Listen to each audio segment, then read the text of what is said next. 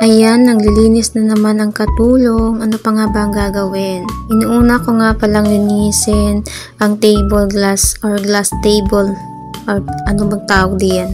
Basta yan yung inuuna kong linisin sa buong bahay talaga. Yan yung pinakauna kong linisin para malinis pa yung basahan ko habang nililinis ko siya at hindi siya madumihan. Hindi ko talaga nag-gets yung sinabi ko. Nililinis din natin itong kanilang dining table. White na white po talaga yan. So, hindi pwedeng may dumi yan kasi makikita nila. Mapapagalitan tayo. Tapos, yung ating counter, lilinisan din natin yung mga coffee maker, yung mga kung ano-anong nakalagay diyan. Nag-i-spray nga pala ako ng glass cleaner para kumintab ang ating mga marmol.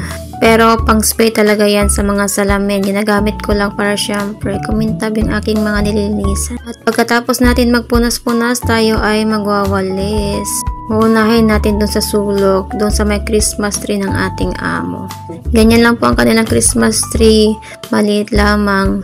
Last year nagkabit siya ng napakalaking Christmas tree. Ako yung napakahirap ikapit at napakahirap din tanggalin. Hindi ko alam ngayong taon kung magkakabit pa ba siya o hindi na. Sana wag na lang kasi napakahirap ayusan. November na nga at yan pa lamang ang aming Christmas tree sa bahay. Actually 3 yan dito, yung ganyang maliliit niyang Christmas tree.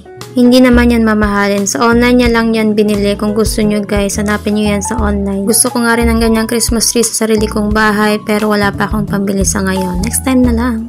Ano ba yan? Kanina pa ako nagwawalis. Hindi pa rin ako tapos. Bilis-bilis sana tayo makapag fast forward na. Ayan, fast forward tayo ay kumakain. Oh, for your info lamang, marami po yung aking pagkain. Pancake po yan. Sunday nga nung araw na yan at tuwing Sunday ay nagpa-pancake kami for breakfast. Hindi kami kundi yung mga bata. Pero dahil maraming sobrang pancake ay kumain na rin kami. Sabay nagmamarites kami ng aking kasama tungkol sa aming mga jowa-jowa. Hala, ano yun? Napakaraming jowa. Ako lamang ay nakikinig lang kasi ang sarap ng pancake. Bahala na yung mga jowa na yun basta ako busog.